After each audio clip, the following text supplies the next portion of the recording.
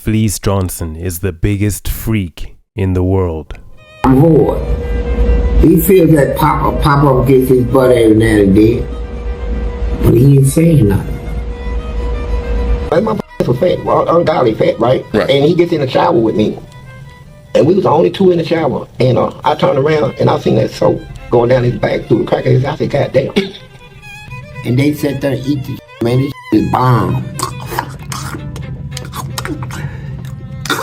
Wiping their mouth and I said, "Look, man, I love you, man." This motherfucker, once he ate that chili, he went to sleep on this man's bed, freak motherfucker bed. And most of them freak motherfuckers, man, they packing anywhere between 10 and 13, 14-inch dicks. They gonna hurt some shit. Fleece Johnson first appeared on this TV show called Locked Up Raw, and instantly he portrayed himself as an outlier among inmates due to his love for booty and his need to acquire it by any means necessary. The most memorable story that Fleece told us was about the place and importance that booty has in a maximum security penitentiary. And he went on about it and on about it. In his prison, booty was more important than food. Booty, a man's butt. It was more important. I'm sorry. It was more booty, having some booty was more important than drinking water, man. When I see one, and he looks good to me. When I go see him, I say, "You come here." I say, "I'm telling you what, I like you, and I want you. And we can do it the easy way or the hard way. So the choice is yours, right?" And it was always yes. After this episode had aired, the Fleece Johnson character was then adapted to become the booty warrior within the Boondocks. Now, I tell you what, I like you and I want you. Now we can do this the easy way or we can do it the hard way. The choice is yours. Well, I don't think you and I will be doing anything any kind of way. Okay, I see you choosing the hard way. Okay, cut. This isn't working. Now, for many of you, much like myself, this was the very first time we ever heard of Fleece Johnson. This episode is the reason why I know who Fleece Johnson is. I didn't even know who he was. I thought the booty warrior was a fictional character. I just thought this was a funny representation of how prisons are like in America. So yeah, I thought the booty warrior was a myth until I ended up doing research and I was shocked by what I found. Hold up, wait. Did you leave a like on this video, my brother? When you do that, you're supporting a young black man and you're telling the algorithm that I'm a pretty chill guy. So please leave a like on the video and you can subscribe to prevent me from starting an OnlyFans. The interesting thing about Fleece Johnson is that he was arrested in 1979 for armed robbery and was supposed to have a 10-year sentence. He ended up serving 44 years because this man was a straight-up menace behind bars. In 1987, he was convicted for endangerment and first-degree assault, which added 18 years to his sentence, and in the 1990s, he faced additional charges for assaulting corrections officers, which resulted in an extra 20 years. So all these charges accumulating ended up adding approximately 44 years to his time in prison. He ended up being released in 2015. He is now married and he seeks to share his stories of prison to deter others from meeting people like him within prison or becoming like him. I got a wife. Now I want to say this, man. Me and her talked about it. I've been married 4 years. My wife loves me, bro. She heard all this negative stuff of booty man, this and that. My wife's a good woman. She done worked in banks and everything. Church going lady. The thing which I can't help but find frightening about Fleece Johnson is he expresses a level of joy whenever he reminisces about how he used to assault inmates. Then I pat his ass when he gets a shot. The next thing you know, I'm digging in him. I'm digging now. Good shot, man.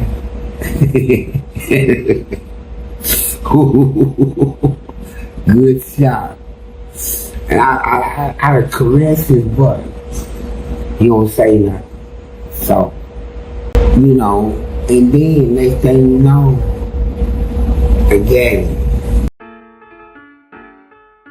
I recently watched a video by August the Duck talking about Fleece Johnson and why people find him funny. Why is the idea or concept of a man assaulting another man so funny? And why is it that men's mental health is just never taken seriously? Because if this man Fleece Johnson was talking about how he enjoyed assaulting women and reminiscing about how he would, invoke fear within the hearts of these women, no one would find that funny. But apparently hearing him talk about how he would repeatedly assault these men, like that's comedy gold right there. That is hilarious. And to August the Duck and everyone else who's watching this video, I have two answers for why this man could be funny. The first is character portrayal and the second is desensitization. Now let's talk about character portrayal. Now within the Locked Up series, Fleece Johnson was made out to be an extremely comical character due to him talking about his obsession with booty. He was then made into the booty warrior within the Boondocks, and even though we know what he's doing is messed up, we know that the concept of assaulting any person in that manner is wrong. The way he's been portrayed throughout media has made him come across as someone so funny. Like, think about the TV show You. Obviously being a stalker, there's nothing alluring, there's nothing which makes you want to become a stalker or want to associate with someone who is a stalker. But when you watch the TV show You and you see the way the character Joe Goldberg is portrayed, the stalker becomes humanized. You can somewhat relate to Joe even though you would never do anything like that. Certain people even like the character Joe, but he does all these extremely messed up things. It's the same with Fleece Johnson. We know what he's doing is messed up, but we are weirdly drawn to him because it's funny. He's just been made out to be a funny guy. And even though Joel Goldberg is a fictional character, people are drawn to him because they understand the feeling of falling so deeply in love with someone that you just want to stalk them, even though I would never do that. I just want to put that across there. Like, no one should ever stalk anybody. I'm just saying that's where the appeal comes from. That's where the appeal of doing something so negative comes from. And we can even parallel Fleece Johnson with Griffith from Berserk. Griffith literally sold his body to another man so that he can achieve his dream of getting to that castle at the top of the hill. Now this is a similar scenario. Griffith literally, he gets assaulted, but people don't find Griffith getting assaulted funny. Fleece Johnson, he was assaulted, but he just comes across as funny, and he assaults people, and at the same time he also comes across as funny. But the difference between Griffith and Fleece Johnson is that Griffith's character is humanized through him being assaulted, whereas Fleece Johnson is made out to be someone funny. When Griffith talks about how he had to sell himself, you can literally see him physically scratching his skin because he felt so disgusted by what he had to do, and this makes you appeal to him as a human. There's nothing funny about that. He was assaulted. But when Fleece Johnson talks about how he got assaulted, he makes it out into being a joke. I don't know if I'm going to show the clip, but he literally says, alright, they got me down, now I need to get my lick back. He doesn't humanize or talk about the psychological impact it had on him. He just sees it as a moment of him getting assaulted. Okay, they ruptured my booty, now I have to rupture their booties back. That has to be funny, bro. So it makes it impossible to humanize this character. Why does it make it impossible to humanize this character? Because he portrays himself as this funny guy who just likes assaulting men. So that was how his character portrayal makes him funny, but now how does desensitization make Fleece Johnson funny? Initially, I thought it could just be sus jokes and how sus humor is just trending right now. And